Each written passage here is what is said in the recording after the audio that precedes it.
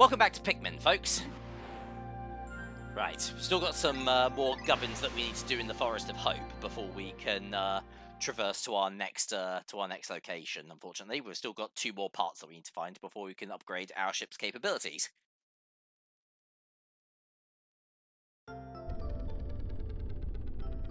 So yeah, once again we'll be treading familiar territory.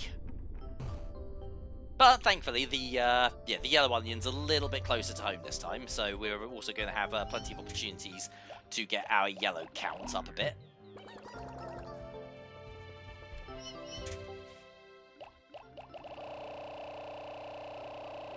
Yeah, and one thing I do quite like to do, just to save on the aggro of having to pluck Pikmin as much as possible, I like to try and have at least 100 in the field.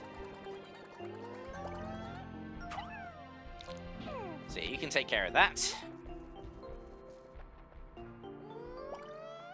And then you can take care of that. And that. You can carry that one. And that.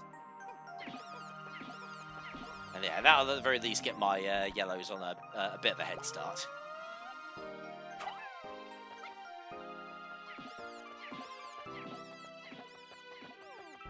Actually, tell you what, I'll take these other yellow Pikmin that I've got. Not that red one. I'm not sure how you got in there. There we go. Go on, don't be shy.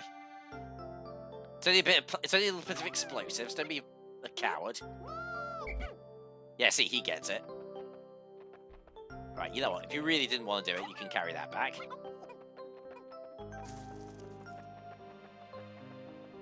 Yeah, let's take these bomb rocks, and I'm also going to open up this wall here. I'm not going to go down this way just yet, but it will. Yeah, but yeah, it'll help out in the long run.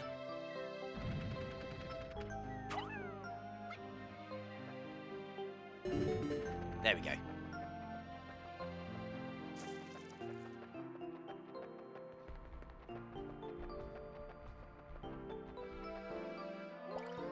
That's weird. Why didn't you take that one back? I know, you can work on that. Alright, next up, I'm going to chuck a bunch of reds over here. Not sure how many I'm going to actively need, but... there we go, that's bound to be enough. Leave the rest of you here. And I'm going to walk up here because we've got a ship part over here. This is the shock absorber. Yeah, it's the shock absorber. This apparatus counteracts the shaking and swaying that normally occurs during flight. It's smooth sailing with this in place, usually. The only problem is we've got to deal with this prick first. There we go. Okay, actually, I've got 50 Pikmin there. That's absolutely perfect. Yeah, so yeah, get them around the corner here. And I don't want to bum rush this one. I want to chuck my Pikmin on top of it. Just keep chucking. There we go, perfect. That's much better. Because unfortunately, as great of a tactic as bum rushing is, if you bum rush enemies that are on uneven ground, there we go. Yeah, if you bum rush enemies that are on a bit of uneven ground, you can actually end up. Yeah, you can end up with basically a bit of a glitch occurring that prevents your Pikmin from gripping onto enemies properly. And yeah, basically what happens is they swarm that bulb orb, they start attacking, they do no damage, and then the bulb orb basically just starts chomping away at them, which is, you know, a bit of a gruesome sight. Anyway. Call my red Pikmin back over here because I'm not going to give that red bulb orb to the reds. I'm going to give it to the yellows.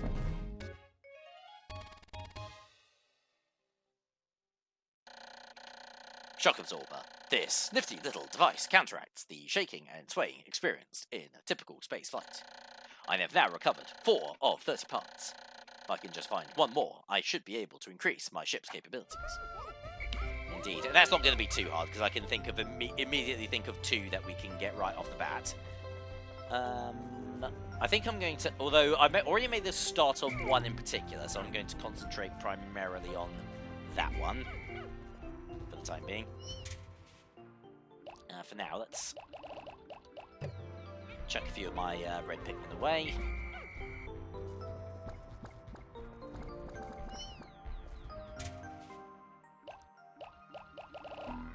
There we go. We've got at least 20 yellows.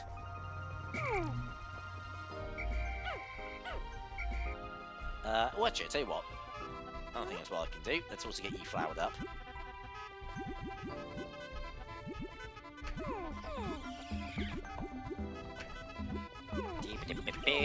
So yeah, how's it going? How are you all doing? Everything? Yeah, I hope everything is well. I tell you what I've finally got around to doing.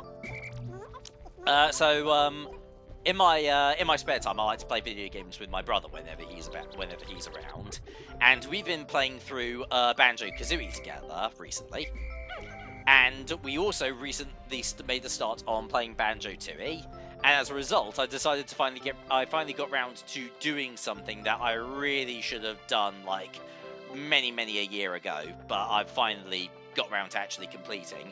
I now have a 100% save file for Banjo-Tooie, which means I finally managed to defeat Canary Mary. Ha! Gotcha, punk. Both times. Which has been, I'm not gonna lie, it was a, that was a thrilling experience, because I've been playing that game for the better part of, like, what, just under 20 years? And I never actually got round to defeating her. I always got up to that part of the game and thought, fuck it, I can't be bothered. But this time, I was bothered, and I managed to defeat her. But what I did was, this was on my, one of my Xbox Live Arcade files. I think it was specifically it was the same save file that I used for the Let's Play, because I already made quite a lot of progress on that file.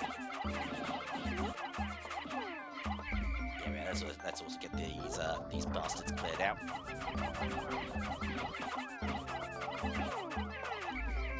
Because the unfortunate thing with like that particular, with her facing Canary Mary, it's beating her on the first round isn't too tough. It has to be said, but I think I mentioned this during the Let's Play. The developers basically cocked up when it came to how that particular challenge worked, because they wanted to make it tougher, but they ended up basically the way that they ended up coding it made it just next to impossible to complete. Via normal circumstances. So basically what you need to do is you effectively have to go against what you would normally think to do. Mashing the button as hard as possible. You have to basically time your button presses accordingly. There we go. In order to best Canary Mary. And on the Xbox Live Arcade version, because it runs at a higher frame rate, that's even more challenging. Because, right at the very end of the race, she always, pulls a fast one on you. Which is just, fun. It isn't actually that fun. There we go, let's get that, I should really give those to the yellows, actually, shouldn't I? Oh well, I'll give them the bulb orbs and whatnot. And you know what, I'll get them working on this stuff as well.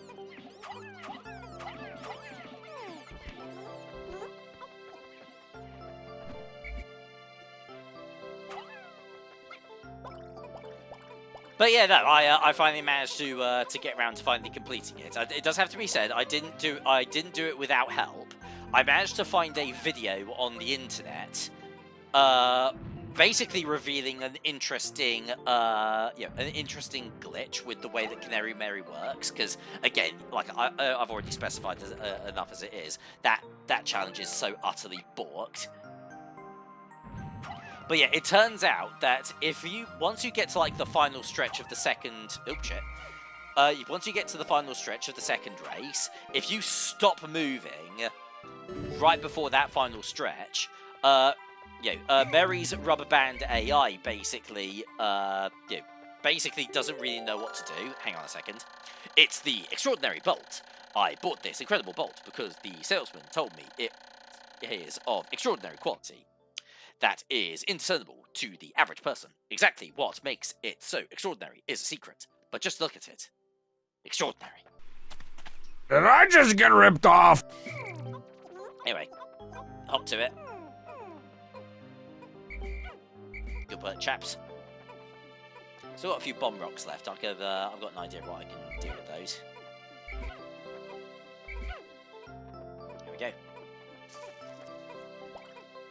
But yeah, as it turns out, what you can do is like if you stop moving right before you get to the final stretch of the race, what you can that basically screws with Mary's rubber band AI, and she will basically stop moving for just long enough that you'll be able to overtake her right at the very end. Yeah, absolutely extraordinary game. But it has to be said, they completely ballsed up with that challenge. Yeah, the fact that you have to literally like counter break it in order to complete it, really, it's a bit bogus. Extraordinary bolt. This bolt holds the kind of value that only a true connoisseur can understand. Like, I don't want to know how many pocos you spent on that fucking thing, man. I just don't. Please don't. But yeah, and we've now recovered 5 of the 30 ship parts. So our ship undergoes a little bit of an upgrade. Its capabilities have been enhanced. And we have now unlocked a new region of the game map. But we'll be investigating that a little bit later on. In fact, yeah, since that wall there is actually going quite low down, and we have quite a bit of time left. Let's gather up the Pikmin, because there is another treasure that I'll be able to grab on this same day. Like 3 treasures in one day is always, that's always like fun. There you go, you get to work on that. There's only a little bit of it left.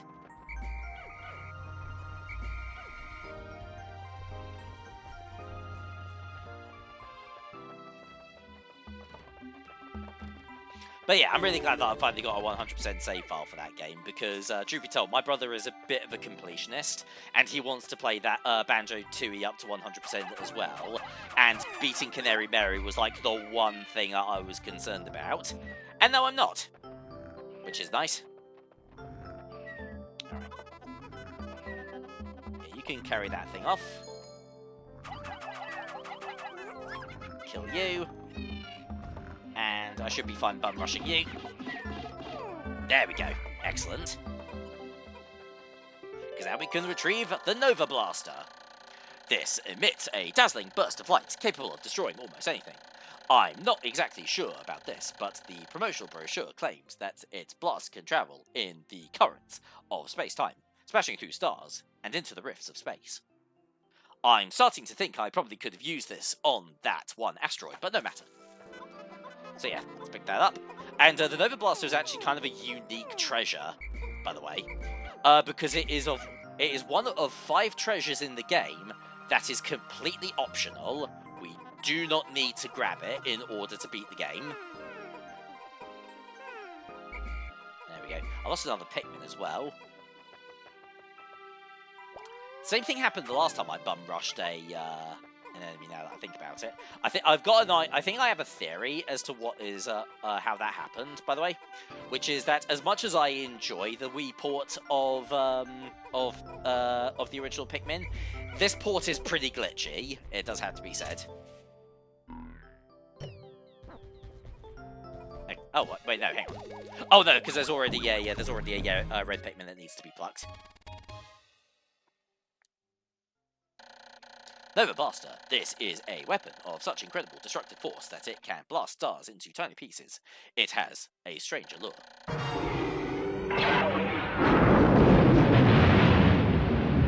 I've now recovered 6 of the 30 parts. If I can find just 6 more, I should be able to increase my ship's capabilities. And yeah, we need to find 6 more ship parts, and then we can access the next area of the game. But I don't actually think there's anything left we can really do in this specific area, aside from gather up our party of make sure our party of Pikmin is all gathered up, and honestly just basically get the numbers up a little bit more as well.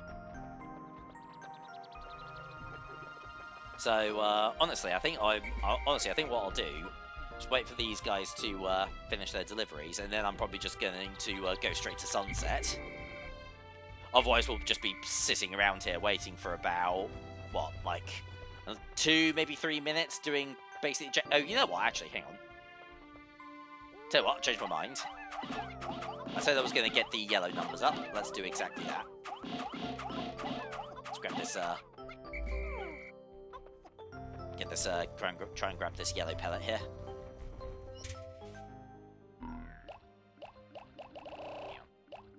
Put a few more reds away.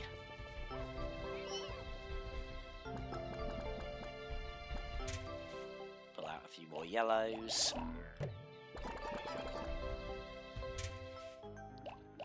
Yeah, just a few more. There we go.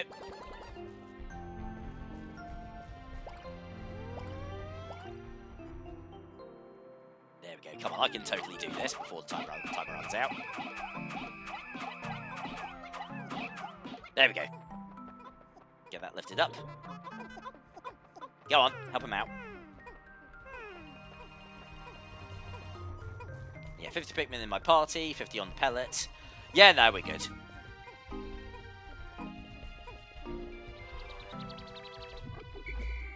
Excellent, that gets the yellow numbers up nice and high.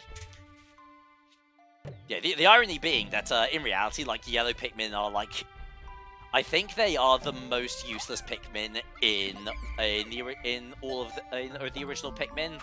Like, speedrunners can basically complete the entire game with only like 5 or 10 of the things. Yeah, you get way more use out of reds. And the next color of Pikmin that we're going to be encountering, but we will actually tell you what. Instead of waiting those last few seconds, let's just go straight to sunset.